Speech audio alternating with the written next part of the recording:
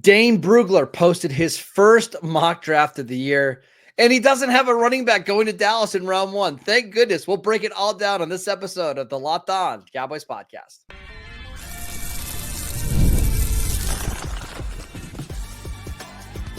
You are Locked On Cowboys, your daily Dallas Cowboys podcast. Part of the Locked On Podcast Network, your team every day. Welcome back to the Locked On Cowboys podcast, part of the Locked On Podcast Network, your team every day. We'd like to thank you for making us your first listen of the day. This episode is brought to you by FanDuel. You can start the season with a big return on FanDuel. New customers can place a $5 bet, and you'll get started with $150 in bonus bets if you win your first $5 bet. Just visit FanDuel.com to get started. Welcome back. I am your host, Marcus Mosher. You can follow me on Twitter at Marcus_Mosher. Joining me today, as always, is Landon McCool. You can follow him on Twitter at McCoolBCB. On today's show, we're going to talk about some comments that Dak Prescott made that is turning Cowboys Nation on their head this morning. So before we get to that bad news, maybe it's good news depending on how you think about it, let's talk about some very good news. Dane Brugler released his first mock draft of the year, which is always exciting.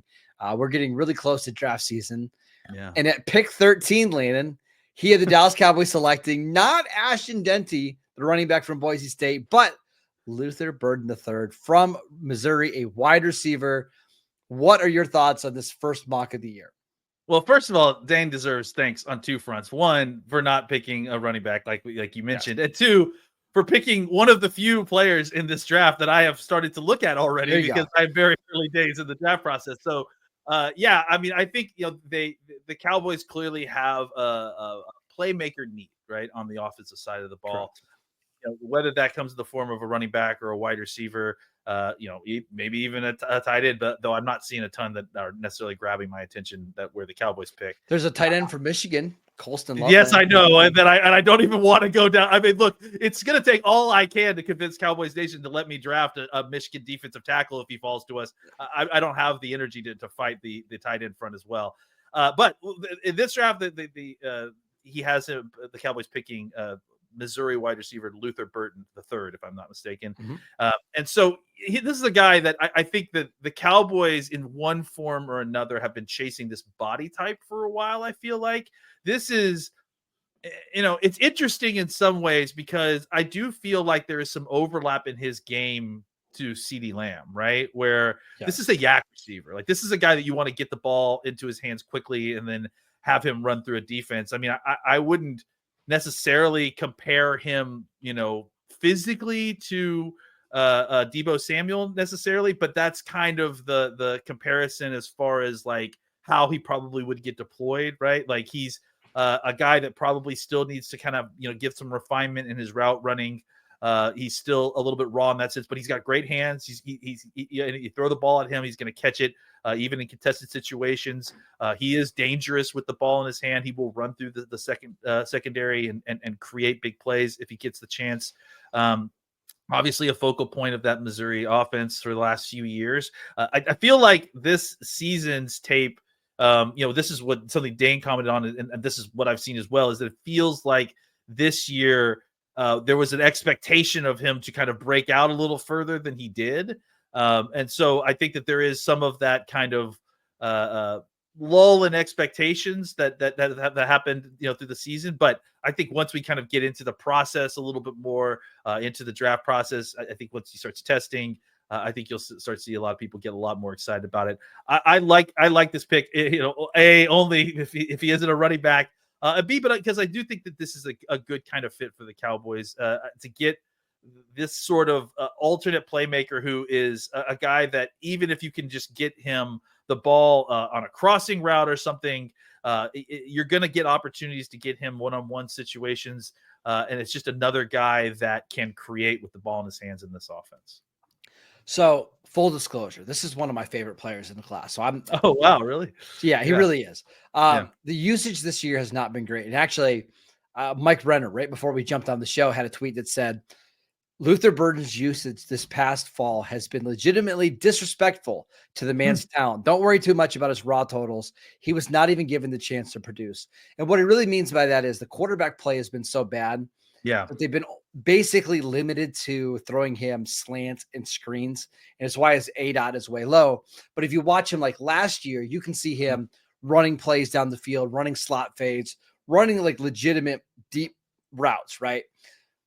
This is a type of player that the Cowboys have been looking for a while. Even last year, they had Malachi Corley in on a 30 visit. Now, it couldn't be different in terms of pure receiver. Like Bird is such a better, more natural Malachi. But you're looking for somebody that can be a bona fide number 2 receiver that can make plays after the catch. And I know there's a lot of listeners out there that love comps and NFL comps, and we know Jerry Jones loves comps. So my comp for him has been DJ Moore for a long time. This 5'11", 210-pound receiver that gets open, can create big plays, makes contested catches, but also doesn't have a 185-pound body either that can actually bounce off tackles. This is the type of receiver that I do think would fit really well with CeeDee Lamb. Yeah, I mean, the thing about him is that you look at him, and I don't know about you, but I watched him first before I saw his physical height and weight, and he looks way bigger than his height and weight is listed at. Yeah, I mean, he plays big, which is exactly what you want. Yeah, and he's just, I think, again, the DJ Moore comparison is great. Like, I think he's somewhere on that. There's a whole spectrum now of these running backs playing wide receiver types, right? And DJ Moore is probably I guess the best of them. Debo Samuel. When he was healthy, but I think he's a more natural receiver than what Debo is. I don't think he's as violent with the ball in his hands as Debo was, but if you like, he can absolutely function as an NFL receiver running NFL routes. This isn't Laviska Shenault. This isn't that is an athlete that you want to develop into a wide receiver. He certainly is a wide receiver, and I think that's fair. I should have given him more credit up front. Like, I do think he needs to work in refinement of his route running, but this is not like a raw route runner. This is a guy that, like most receivers, needs to continue to improve his craft. I'll say really quickly, if you look at like the advanced numbers from PFF over the last 2 years, 93rd percentile separation percentage, 87th percentile in yards after the catch per reception, 90th percentile in yards per route run. Those numbers are very similar to what like Garrett Wilson posted at Ohio State, where not the most refined route runner, but just a really good athlete that could get open, and you project in the NFL that they're going to become a better route runner because they have all the athleticism and the size needed to be that player. I see similar things with Luther Burden. Yeah, and a lot of becoming a great route runner is just having the opportunity to run those routes, right? And that's the opportunity that he missed this year with Missouri, unfortunately, because of the way the plays were called. So, I there's a very good reason that he's a first-round pick wide receiver. All day. He certainly is worth it. And I think if the Cowboys are able to land him, it would be a huge boost to this offense. Yeah, and where the Cowboys are currently drafting at pick 13, obviously that can change. I think this is kind of what you're hoping for, like a guy that can come in right away, add some juice to your offense, and it's a position of need. I know they traded for a 4th-round pick for Jonathan Mingo, but Brandon Cooks is a free agent. Jalen Tolbert's entering the final year of his contract. You need somebody else like this that can take some of the pressure off of CeeDee Lamb, off of Dak Prescott. If you told me right now, Landon, that Luther Burden was the pick for Dallas in round 1, I couldn't be happier. I would be thrilled. Yeah, it certainly is. There's always guys that you want that are obviously out of your range, right? That you hope that they fall to you. There's always that. But as far as the desire plus actual match, a fit where they may land, right? I think Burton is the front runner right now.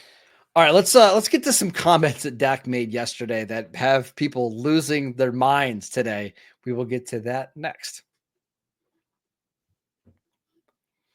This episode is brought to you by Mint Mobile. With big wireless providers, what you see is never what you get. Somewhere between the store and your first month's bill, the price that you thought you were paying magically skyrockets. But with Mint Mobile, you'll never have to worry about gotchas ever again. When Mint Mobile says $15 a month when you purchase a 3-month plan, they mean it. Say bye-bye to the overpriced wireless plans, jaw-dropping monthly bills, and unexpected overages. Mint Mobile is here to rescue you with premium wireless plans starting at just $15 a month. All plans come with high-speed data and unlimited talk and text delivered on the nation's largest 5G network. To get this new customer offer in your new 3-month premium wireless plan for just $15 a month, go to mintmobile.com/LockedOnNFL. That is mintmobile.com/LockedOnNFL. Cut your wireless bill to $15 a month at mintmobile.com/LockedOnNFL. $45 upfront payment required, equivalent to $15 a month. New customers on first 3-month plan only. Speeds above 40 gigabytes per second on unlimited plan. Additional tax, fees, and restrictions apply. See Mint Mobile for details. This episode is brought to you by PrizePicks. PrizePicks is the best place to get real money sports action. With over 10 million members and billions of dollars in award winnings, PrizePicks has made daily fantasy sports accessible to all. You just pick more or less on at least 2 players for a shot to win up to 100 times your cash. Run your game all season long on PrizePicks. PrizePicks is the best way to get action on sports in most states, including California, Florida, Georgia, and Texas. It's also the only real money daily fantasy sports platform with an injury insurance policy, so your lineups stay in play even if one of your players gets injured. Sign up today and get $50 instantly when you play $5. You don't even need to win to receive the $50 bonus. It is guaranteed. Download the PrizePicks app today. Use promo code LOCKEDONNFL to get $50 instantly after you play your first $5 lineup. Again, download the app today. Use promo code LOCKEDONNFL to get $50 instantly after you play your first $5 lineup. PrizePicks, run your game. Welcome back to the Locked On Cowboys podcast. We are breaking down all of the latest news regarding the Dallas Cowboys. And we've got a new one here. I mean, it seems like every day we just get wild stuff from the Cowboys. Dak Prescott did an interview yesterday with Jory Epstein, talking about a whole bunch of different things. But she asked him about Mike McCarthy's status, and here's what he said. I believe in him wholeheartedly. I don't want to necessarily get into the nuts and the screws of it all, obviously, but I think he definitely deserves a chance, another contract, and a chance to coach this team amongst more influence on his terms. May be a good way to say it, but I wholeheartedly believe in him. Let's start. Yeah, there's a lot to break down. There's a here. lot. Let's start. Let's start with Dak wanting McCarthy back. Is that surprising to you? Yeah, and I even think we should start a step back from that and say Dak went out of his way to give this interview, right? Like, this isn't Dak being a good soldier. This isn't like, Dak in passing, like he was in his phone. It was on his phone in his car for this interview with Jory Epstein. And like, what I'm saying? Like, this is let's say, even if he didn't know the question beforehand, his answer was not the I'm being a good soldier political answer, right? Like that was a full-throated endorsement of Mike McCarthy. So I think we need to examine that first, right? Is that Dak, not just said that he wants Mike McCarthy back, but, went out of his way to get an interview, to have Jory out there, breaking the news. It's a big deal. So I just wanted to say that because I do feel like there are a segment of Cowboys fandom that are, coping with this by pretending that Dak is just being, nice. I don't think that that's the case at all. I think that this is very clear that Dak is serious about what he's saying. So, Lana, why do you think Dak wants Mike McCarthy back? I think it's multifaceted, right? Like I do think that part of it is that, Dak, I think, was a lot more initially involved in hiring Mike McCarthy than a lot of us want to let on. I think that he wants to continue to give him an opportunity. There's a lot of different angles here, but I think ultimately at the end of the day, Dak looks at what happened, going into this year, that clearly it feels like, at least from our point of view, that the Cowboys were doing a sort of reload situation, which, if you're looking at it from Mike McCarthy's point of view, going into his final year, that's not exactly a fair deal for him, No. right? To kind of get a fair assessment of how he is as a head coach. These are all things that we talked about before the season and how the timeline for this team doesn't match in several different areas, right?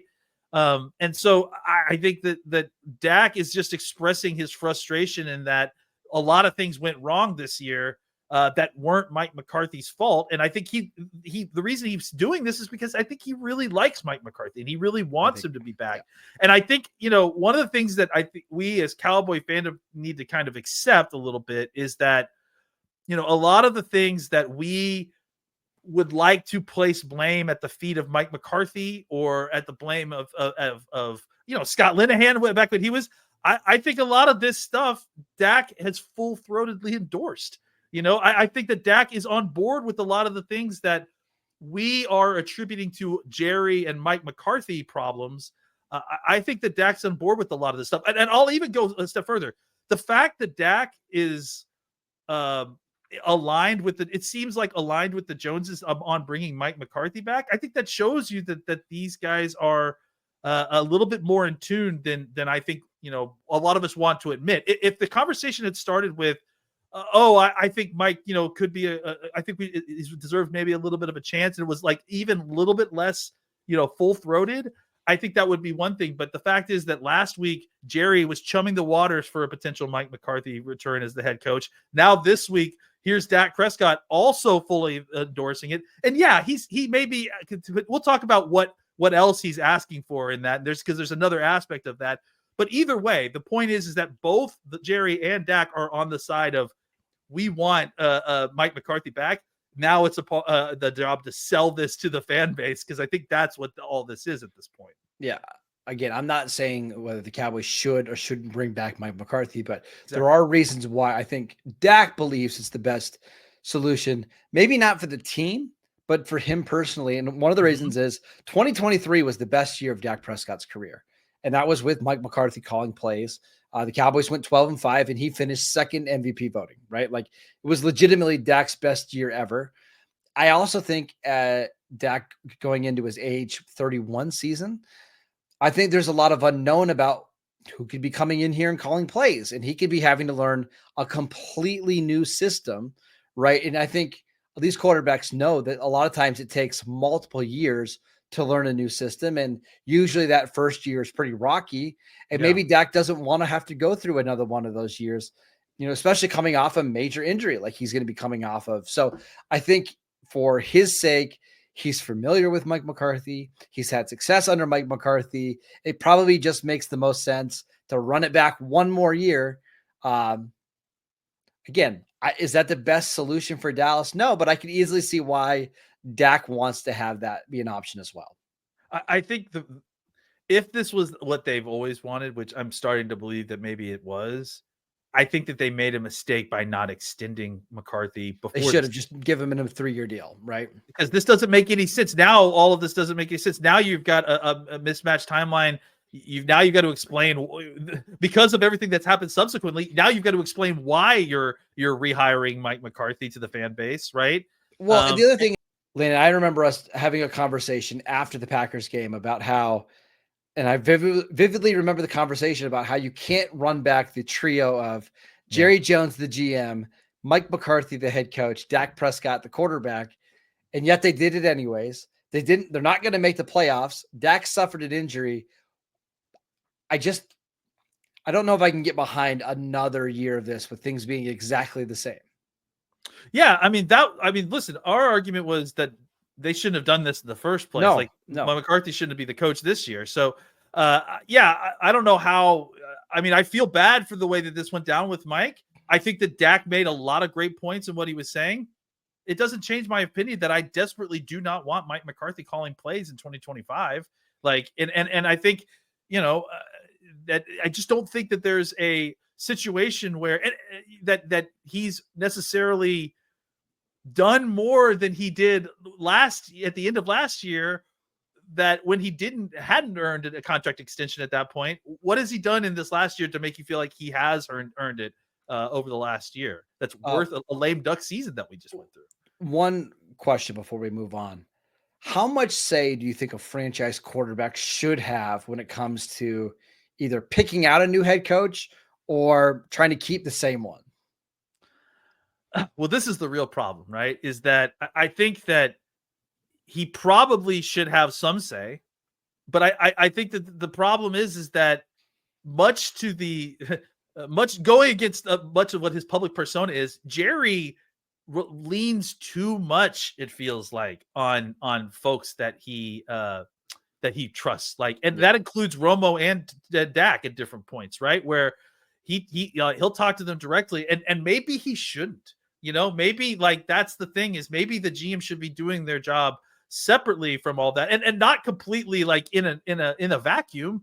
But I think that if anything, there's an idea that Jerry is like autocratic, and like, I think the problem is that Jerry listens to too many folks. Yeah. And that, that there needs to, like, a professional GM would have a strong opinion about this stuff and wouldn't feel the need to kind of constantly go to everyone. So this is all a long-winded way of saying, I think that the quarterback has a lot of say here and has a lot of pull, because he knows Jerry personally and has no problem getting on to the phone with the owner and GM. And I think that points to the other issue here is, like, what exactly was Dak referring to when he suggests that McCarthy should not only come back, but on his own terms? Because I think that's an interesting phrase that I think we should examine a little bit. Yeah, and we're going to get to that next, but really quickly, I do think one of the most important goals for a coach in today's NFL is to make sure that he gets the quarterback to play at the highest level. Like, that's what all these teams are looking for.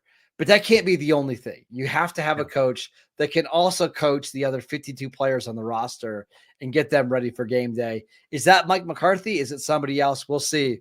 But let's dive into some more of Dak's comments next. This episode is brought to you by FanDuel. Get ready to tackle the NFL action with FanDuel, America's #1 sportsbook, because right now, new customers can bet $5 and get $150 in bonus bets if you win. The FanDuel Sportsbook app gives you everything you need to place live bets on the NFL all in one place. So when you get a hunch in the middle of the game, you can check out the latest stats, view live play-by-play, and so much more on the same page where you place your bets. Just visit FanDuel.com to join today. You'll get started with $150 in bonus bets if you win your first $5 bet. And Week 14 is a great week to start betting on the NFL. We've got an awesome game on Thursday between the Packers and the Lions. Sunday Night Football, Chargers and Chiefs. And then, of course, Monday Night Football, Bengals, Cowboys. Should be a lot of fun. Go visit FanDuel.com and never waste a hunch, and make every moment more with FanDuel, an official sportsbook partner of the NFL. Welcome back to the Locked On Cowboys podcast. We'd like to thank you for making us your first listen of the day.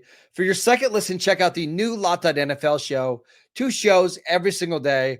1 in the morning with Tyler Rowland, 1 in the afternoon with Tony Wiggins. Available wherever you get your podcasts and on YouTube. All right, Lane, let's dive into maybe the most interesting part of all of this. Not that Dak wants Mike McCarthy back, but he wants him to be able to coach on his own terms.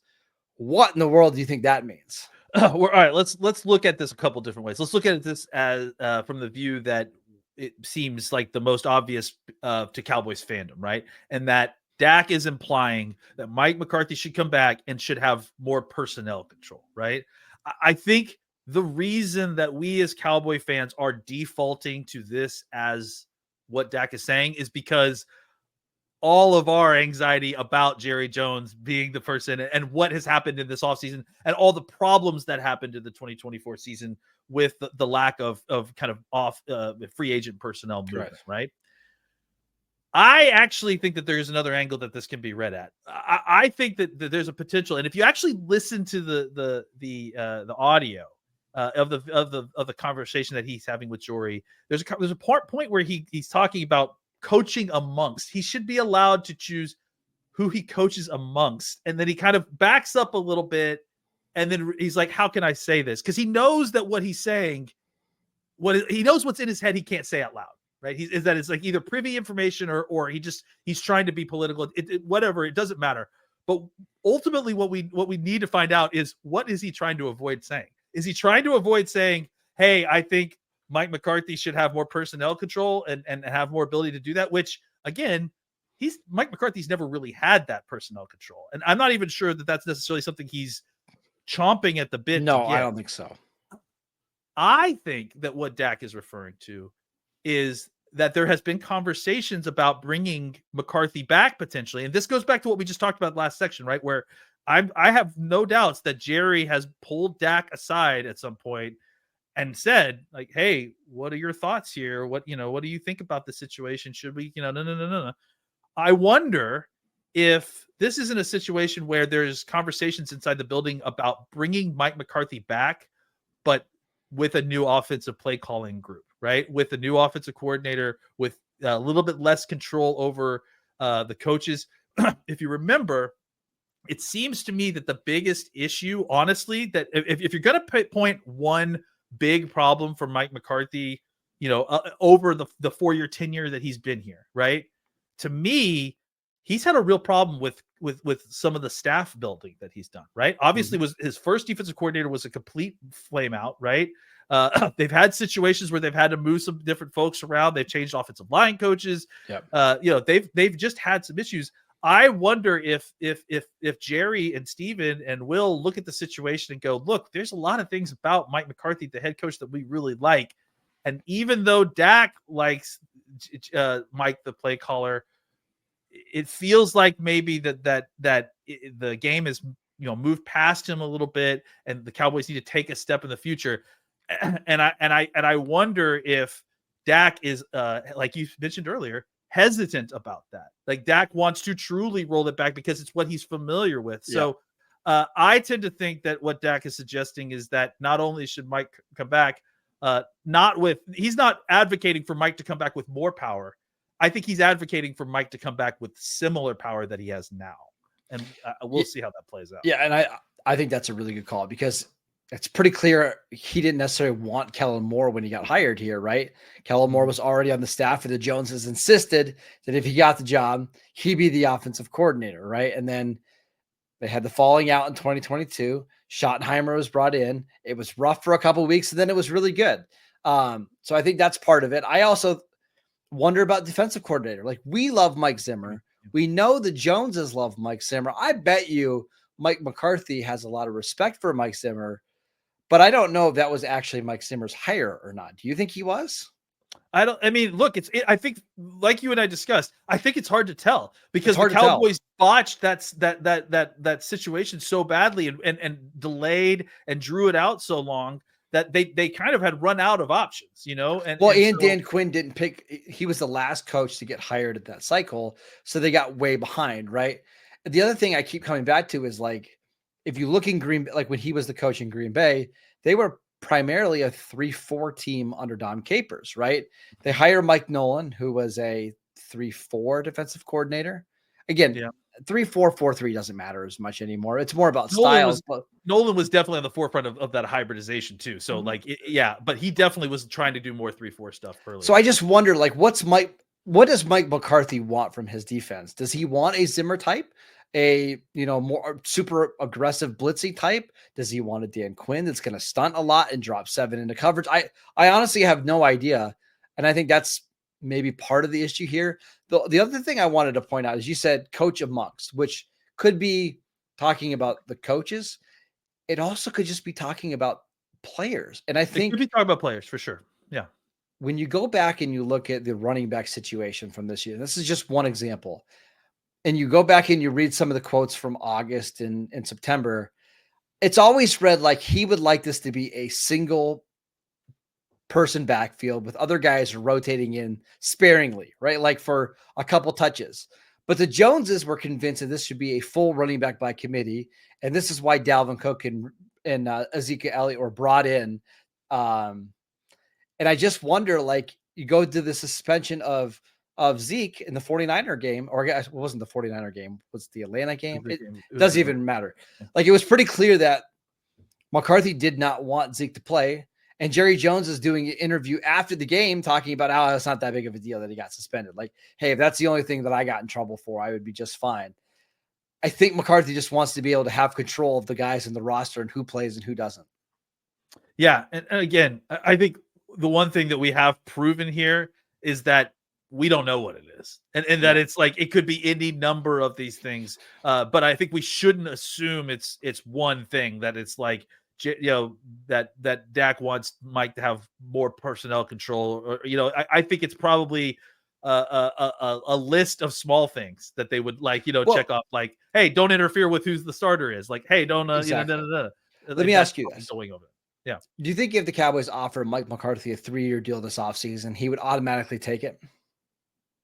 I don't think so. No, I mean, like I think there's caveats to this. That's what I think as well. Because I'm of the belief that McCarthy can still go out and get another job as a head coach if he wants it.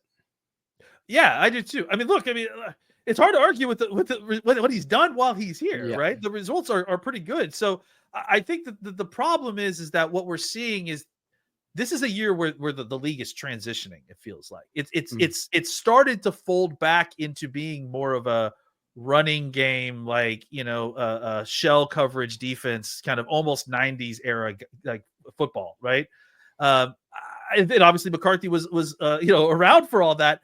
I just wonder if he's, you know, ready for the kind of transition back for this. I think that it's time for younger blood to be in here. And I think that Dak, Jerry, Will, I think a lot of these folks are scared to kind of make any kind of transition. They want to hold on to what they think worked and try to run it back. And, you know, I think that's human nature. I can't necessarily blame them for that. All right, that is it for today's show. We want to thank you for making Locked On Cowboys your first listen every single day. On tomorrow's show, we've got the crossover show with Locked On Bengals with Jake. And James, it's something else. The Bengal fans, they're in a rough spot right now. I tried my best to console them, so make sure that you check it out. Available wherever you get your podcasts. Go follow Landon on Twitter at McCoolBCB. I'm at Marcus_Mosier, and we will see you right back here tomorrow.